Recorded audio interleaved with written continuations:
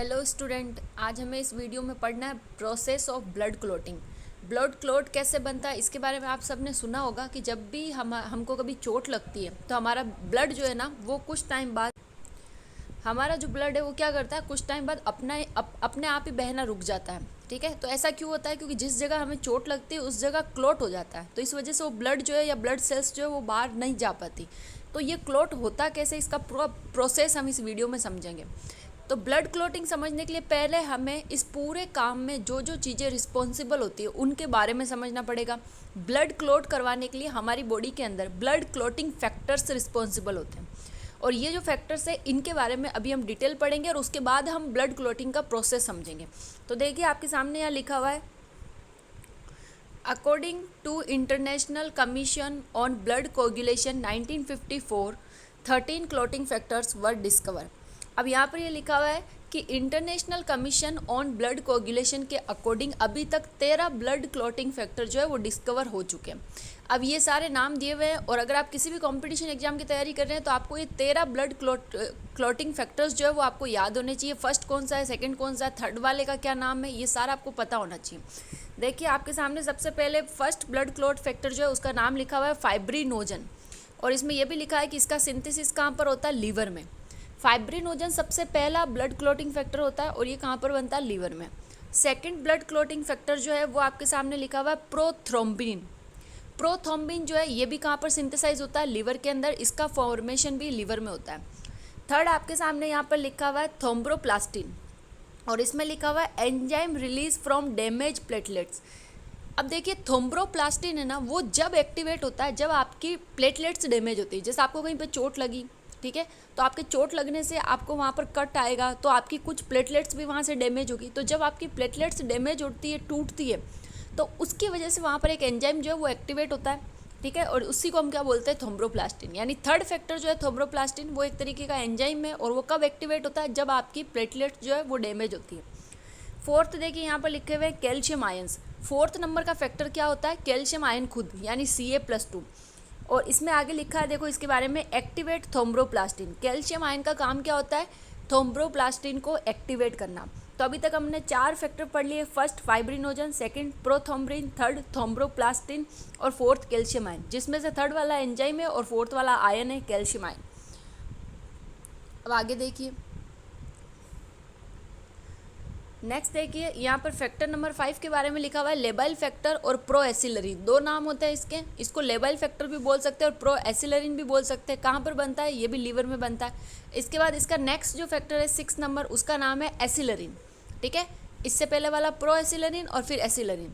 फिर देखिए 7 नंबर का जो फैक्टर है उसको क्या बोलते हैं, स्टेबल फैक्टर और प्रो कन्वर्टीन।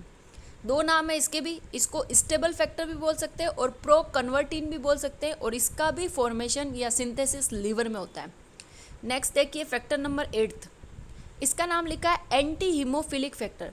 अब देखिए इस नाम से आपको सब कुछ समझ में आ रहा है, नाम क्या बोल रहा है, एंटी हीमोफिलिक फैक्टर। ठीक है, मतलब ये क्या करता है, हीमोफीलिया नहीं होने देता। अगर ये फैक्टर आपकी बॉडी में होगा तो आपको हीमोफीलिया नाम की बीमारी नहीं होगी। और हीमोफीलिया के बारे में थोड़ा सा बता देती हूँ। हीमोफीलिया जो एक जेनेटिक डिसऑर्डर है, यानी आगे से आगे वो नेक्स्ट जनरेशन में ट्रांसफ़र होता है। हीमोफीलिया में क्या होता है, अगर हमको कभी चोट लगती है तो हमारा क्लॉट बनने में ज़्यादा टाइम लग जाता है, उसकी वजह से हमको ब्लड का जो लॉस है वो ज़्यादा हो जाता है। और हीमोफीलिया के बारे में आपने पढ़ा होगा, इसको रॉयल डिजीज़ बोलते हैं क्योंकि सबसे पहले ये रॉयल फैमिली में हुई थी। ठीक है, तो यहाँ पर यही लिखा है कि अगर आपकी बॉडी में फैक्टर नंबर 8 जो है वो नहीं होगा तो आपको हीमोफीलिया हो जाएगा, और अगर ये होगा तो आपको हीमोफीलिया नहीं होगा, क्योंकि इसका नाम ही देखो कैसा है, एंटी हीमोफिलिक फैक्टर, यानी हीमोफीलिया के ये अगेंस्ट है, उसके एंटी है। अब इसी के साथ इसका नीचे लिखा हुआ है, it's deficiency causes haemophilia A. अगर इसकी कमी हो जाएगी तो हमको हीमोफीलिया ए नाम की बीमारी हो जाएगी। देखिए चाहे हीमोफीलिया ए बोलो, बी बोलो, सी बोलो, तीनों का एक ही मतलब है कि आपकी बॉडी में जब भी आपको चोट लगेगी जल्दी से क्लॉट नहीं बनेगा, खून बहता रहेगा। ठीक है, लेकिन उसको 2-3 अलग अलग नाम दे दिए। जैसे अगर फैक्टर नंबर 8वां नहीं बन रहा है तो वो हीमोफीलिया फिर ए होगा, मतलब 8th फैक्टर के नहीं बनने की वजह से जो आपको बीमारी होगी वो होगी हीमोफीलिया ए। नेक्स्ट देखिए फैक्टर नंबर 9, इसमें लिखा है क्रिसमस फैक्टर और प्लाज्मा थ्रोम्बोप्लास्टिन कंपोनेंट पीटीसी। इसका नाम क्या है, इसको क्रिसमस फैक्टर भी बोल सकते हैं, इसको प्लाज्मा थ्रोम्बोप्लास्टिन कंपोनेंट भी बोलते हैं, और इसी के साथ ये भी लिखा है डेफिशिएंसी कॉजेज हीमोफीलिया बी। अगर ये वाला फैक्टर आपके पास नहीं होगा, मतलब अगर 8th फैक्टर नहीं हुआ तो आपको हीमोफीलिया ए नाम की बीमारी हो जाएगी, यानी आपका ब्लड जो है वो जल्दी से क्लॉट नहीं होगा, खून बहता रहेगा। अगर आपको 9 नंबर वाला फैक्टर नहीं होगा, क्रिसमस फैक्टर, तो आपको हीमोफीलिया बी नाम की बीमारी हो जाएगी। नेक्स्ट देखिए फैक्टर नंबर 10, इसका नाम लिखा है स्टुअर्ट पावर फैक्टर और इसका सिंथेसिस भी कहाँ होता है, लीवर में। फिर आपके पास है फैक्टर नंबर 11, इसका नाम है plasma thromboplastin antecedent factor, PTA, और इसकी डेफिशिएंसी से आपको कौन सी बीमारी होती है, हीमोफीलिया सी। यानी अभी तक आपको 3 ऐसे फैक्टर बताए जिनकी कमी से आपको हीमोफीलिया बीमारी हो सकती है, जिसमें खून जल्दी से वापस रुकता नहीं है, क्लॉट नहीं बनता है। एक 8वां फैक्टर बताया था जिसकी वजह से हीमोफीलिया ए होता है, ठीक है। फिर हमने उसके बाद 9वां फैक्टर देखा जिसकी वजह से हीमोफीलिया बी होता है, और फिर हमने देखा 11th नंबर फैक्टर जिसकी वजह से हीमोफीलिया सी होता है। नेक्स्ट देखिए हीमोफीलिया फैक्टर नंबर 12 जो है उसका नाम है हैगमान और सरफेस फैक्टर, ठीक है। आगे क्या लिखा है देखो, gets activated on contact with skin surface. अब क्या बोला है, ये फैक्टर जो है ना, इसका नाम ही ऐसा ही है, हैगमान फैक्टर और सरफेस फैक्टर, और काम भी ऐसा ही है। ये एक्टिवेट कब होता है, जब आपकी स्किन के कांटेक्ट में आता है, मतलब जब ब्लड बहता रहता है और ये बाहर निकल के आपकी स्किन के कांटेक्ट में आता है तो ये एक्टिवेट होता है। नेक्स्ट देखिए फैक्टर नंबर 13, इसमें लिखा है फाइब्रिन स्टेबलाइजिंग फैक्टर और लोकिलोवेंट फैक्टर। यहाँ पर क्या लिखा है, फाइब्रिन स्टेबलाइजिंग फैक्टर, मतलब ये क्या करेगा, फाइब्रिन को स्टेबलाइज करेगा, मतलब फाइनल काम करेगा, ब्लड को क्लॉट करवाएगा, जो धागे बनते हैं ब्लड रोकने के लिए ये उनको स्टेबलाइज करवाएगा। आगे लिखा है रिलीज फ्रॉम ब्लड प्लेटलेट्स, कहाँ से रिलीज होता है, ब्लड प्लेटलेट से। तो ये तो सारे फैक्टर्स की जानकारी हो गई जो ब्लड क्लॉट करवाने के लिए रिस्पॉन्सिबल होते हैं।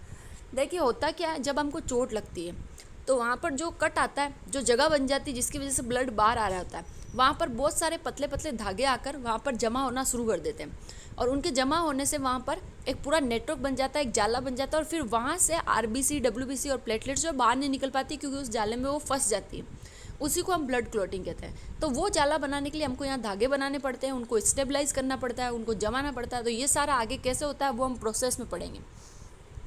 देखिए आपके सामने लिखा हुआ है प्रोसेस ऑफ ब्लड क्लॉटिंग। यहाँ पर 2 प्रोसेस होते हैं, एक होता है एक्सट्रिंसिक प्रोसेस और एक होता है इंट्रिंसिक। दोनों अलग अलग टाइप के हैं, यानी 2 आपको अलग अलग तरीके बताए गए ब्लड क्लॉट होने के। सबसे पहले देखो इन दोनों में ही, चाहे वो एक्सट्रिंसिक हो चाहे इंट्रिंसिक हो, तीनों में ही, मतलब दोनों में 3 स्टेप होते हैं। सबसे पहला स्टेप फर्स्ट, फिर सेकंड, फिर थर्ड। अब फर्स्ट में देखो क्या होता है, इंजर्ड टिश्यू और इंजर्ड प्लेटलेट्स। जब भी आपके टिश्यू इंजर्ड होंगे, जैसे आपको चोट लगेगी, आपकी प्लेटलेट्स इंजर्ड होगी, आपके टिश्यू इंजर्ड होंगे, तो यहाँ से क्या होगा, प्रोथ्रोम्बिन एक्टिवेशन होना शुरू हो जाएगा। प्रोथ्रोम्बिन जो है उसका एक्टिवेशन होगा, यानी स्टेप फर्स्ट में क्या होगा, प्रोथ्रोम्बिन का एक्टिवेशन होगा, ठीक है। प्रोथ्रोम्बिन कौन सा फैक्टर होता है वो अभी हमने ऊपर पढ़ा था, उसका एक्टिवेशन होगा, यानी उसको पहले एक्टिव करवाना जरूरी है ब्लड क्लॉट करवाने के लिए।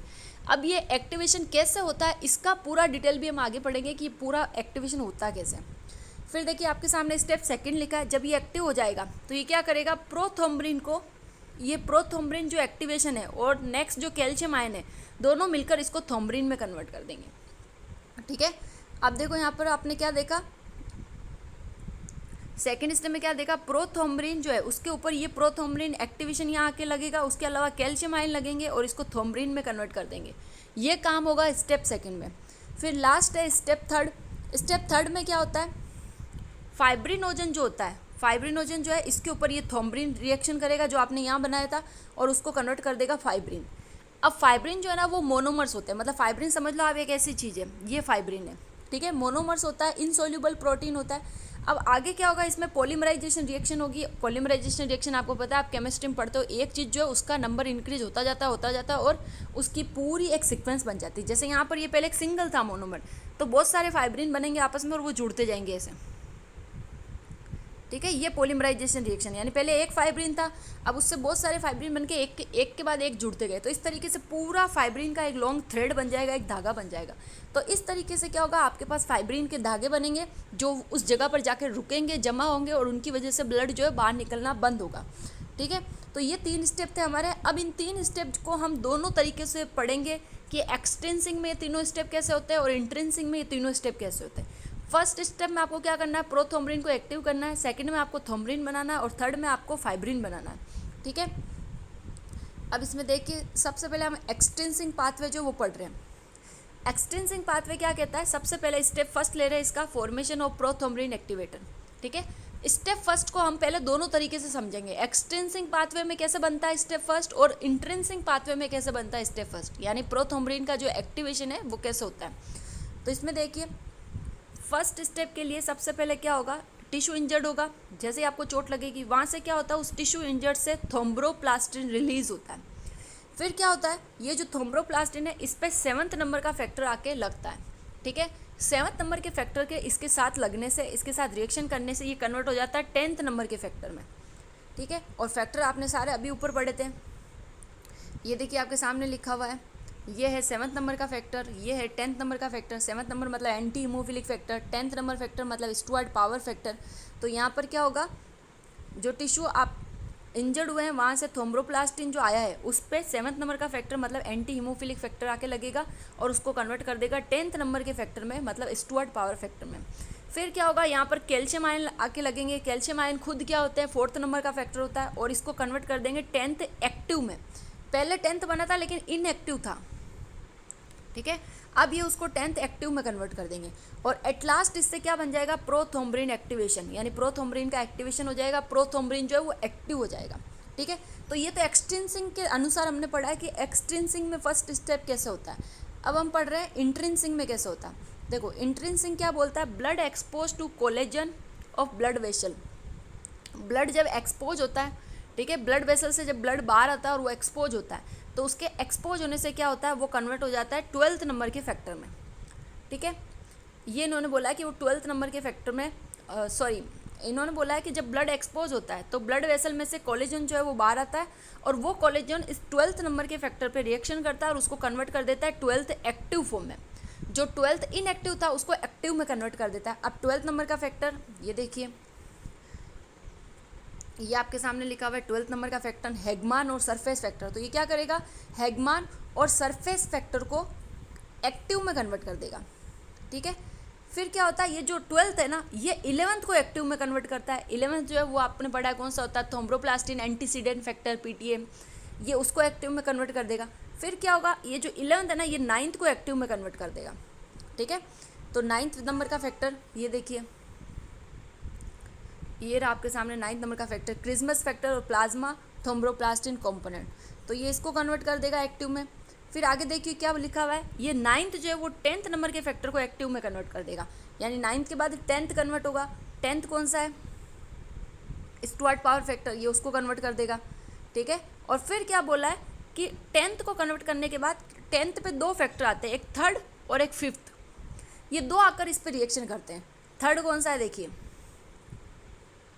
3rd है आपके पास में कैल्शियम आयन,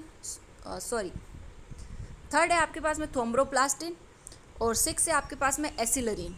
ये दोनों इस पर रिएक्शन करते हैं और इनके रिएक्शन करने से यहाँ पर क्या होगा, प्रोथ्रोम्बिन का एक्टिवेशन हो जाएगा। तो दोनों में अलग अलग तरीके से आपको स्टेप फर्स्ट को बताया, आपको जो इजी लगे आप वो याद कर सकते हो। मेरे अकॉर्डिंग एक्सट्रिंसिक वाला जो पाथवे है वो ज़्यादा इजी है और ये जो एक्सट्रिंसिक और इंट्रिंसिक है ये सिर्फ स्टेप फर्स्ट के लिए बताया गया। स्टेप 2nd और 3rd जो है वो दोनों के लिए सेम है। अब स्टेप 2nd देखो, conversion of prothrombin to thrombin. तो इसमें आपको ज़्यादा कुछ नहीं करना, ये वही है सिंपल सा, प्रोथ्रोम्बिन जो है उस पर थ्रोम्बिन एक्टिवेटर जो है, जो यहाँ पर अपन ने किया है थ्रोम्बिन को एक्टिवेट किया अपन ने, तो यहाँ पर ये थ्रोम्बिन एक्टिवेटर लगेगा इसके ऊपर और कैल्शियम आयन लगेगा 4th नंबर का फैक्टर और ये थ्रोम्बिन में कन्वर्ट हो जाएगा। फिर लास्ट बचता है स्टेप 3rd। स्टेप 3rd में क्या होता है, conversion of fibrinogen to fibrin. तो क्या होगा, फाइब्रिनोजन जो होता है जो सोल्यूबल होता है किसमें, प्लाज्मा में, उस फाइब्रिनोजन का कन्वर्जन किस में होगा, फाइब्रिन में। फाइब्रिन इनसोल्यूबल होता है। फिर उसके बाद में क्या होता है, फाइब्रिन के साथ होती है पॉलीमराइजेशन रिएक्शन और पॉलीमराइजेशन रिएक्शन ऐसे नहीं होती है, वो होती है 13 नंबर के फैक्टर की प्रेजेंस में, यानी पॉलीमराइजेशन रिएक्शन ऐसे नहीं होती, उस पर 13 नंबर का फैक्टर आके रिएक्शन करता है तो पॉलीमराइजेशन रिएक्शन होती है। और फिर यहाँ से क्या होता है, इस फाइब्रिन जो है ना इसके पॉलीमर्स यानी धागे बनते हैं। जैसे पहले तो ये मोनोमर होता है तो ये सिंगल होता है, फिर ये पूरी ऐसे लॉन्ग चेन बनती है इससे और उसका धागा बनता है और फिर इन धागों की वजह से क्या होता है, आगे चल के क्लॉट बनता है और ब्लड जो है वो बहना रुकता है। तो इस तरीके से हमने पूरा प्रोसेस पढ़ा और इन सब में सबसे ज़्यादा ज़रूरी है 13 फैक्टर और उनके नाम याद होने। Thank you so much.